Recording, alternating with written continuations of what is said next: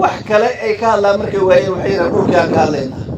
وأنا أقول كنا ماموشان هذا ربطان هرتو أقول كسيدي سبب دولة دوسي حمرا ماموش dadka sharciyaqaanka wax akhriyana waa ogyihiin dhulka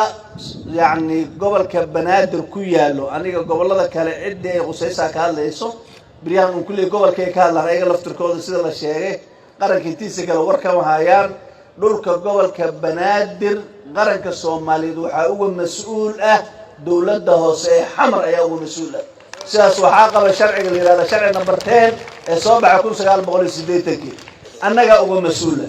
dawladda hoose awoodaheeda xagga dhulka waxa ka mid ah in ay hay'adaha dawladda ee kala duwan ay dhul u siiso si loogu adeegsado danguud dawladda hoose ayaa siiso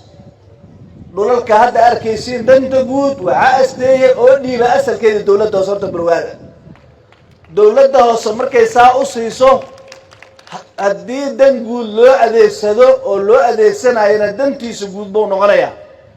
haddii muddo dheer dan guud loo adeegsan waayana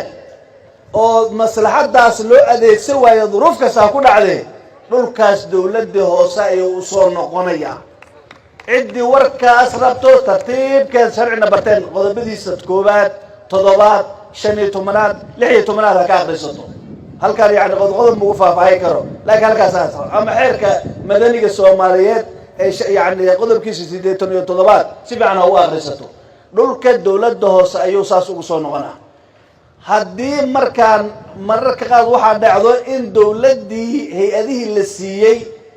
ee masalan adeeyaha wasaarad wakaalad maxaa sida xoog korontada kale yani warshad oo qaranka leeyahay hay'adihii dawladeed xira ciidan oo la siiyay haday madaxdoodu ay cadayso inay ka maarantay ay yiraahdaan annaga waa ka maarnay dantii guud asna wuxuu soo noqonaa milkiyadiisa dawladda hoose ee xamar ayuu soo noqonayaa yani hadda yani noolo oostada aad maqlaysaan ama wareegtooyinka madaxweynaha oo soo saaray ka maarnay waa ka maarmid ee dhul siin ma aan horta madaxweyne dhul dad ma siiyay waa ka maaranay ayuu soo dhaha marka uu ka maarmana annaga nagu soo laabataa dawladda soo xamar annaga marka dadka sabar loogayaal siino dhulka horta waxa baxsho waa annaga dadka ogaadaan dhulka marka nagu soo laabto annaga awood dawladda soo xamar waxay u leedahay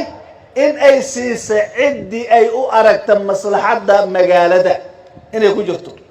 يعني ganacsataan sii karnaa waxaan sii karnaa dad kale danyar ah dad degan baan u cabiri karnaa hay'ad kale dawladeedaan dan guud u sii karnaa intaasoo dhan xeerarka idin sheegay ku cadahay cidii rabto way ka soo akhri kartaa marka annaka ayaa markaan dhulka dadka siinayno